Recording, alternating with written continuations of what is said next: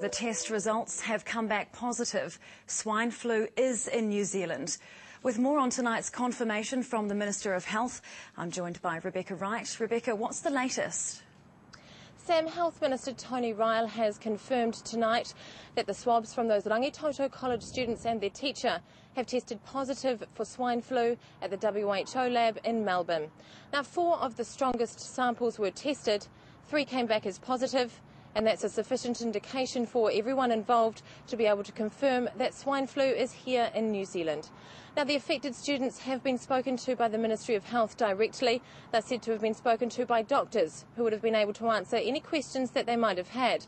The ministry itself, though, is said to be concerned by today's developments, and they're not downgrading from that code yellow yet, but they are advising the public not to panic. This is the news the government was hoping it wouldn't have to break. Tonight, New Zealand can unfortunately confirm that students recently returned from Mexico have tested positive for swine flu. And with that, New Zealand becomes the 6th country to officially confirm it's got the swine flu, 3rd only after Mexico and the United States in terms of its severity. Tonight's positive results are for 9 Rangitoto students and their teacher, who returned from a field trip to Mexico on Saturday. 3 News was with their principal as the Ministry of Health made its announcement tonight. I remain shocked. I'd convinced myself during the week that the students had ordinary flu.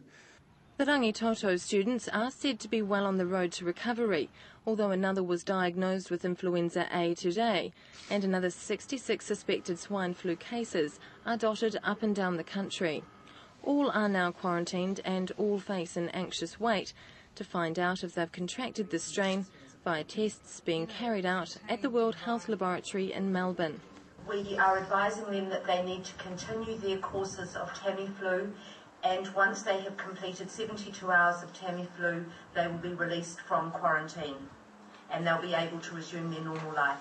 And we can assume that they will then be cured from this illness.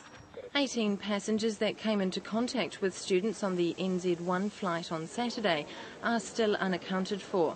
And the ministry says it's still vital that these people get in touch. The advice for others, though, is simple. If experiencing any flu symptoms, contact a health professional. Stay away from others and wash hands frequently. And while tonight's confirmation wasn't what the Rangitoto group was hoping for, it did come with a silver lining for the students. They're allowed back at school on Thursday. Rebecca Wright, 3 News.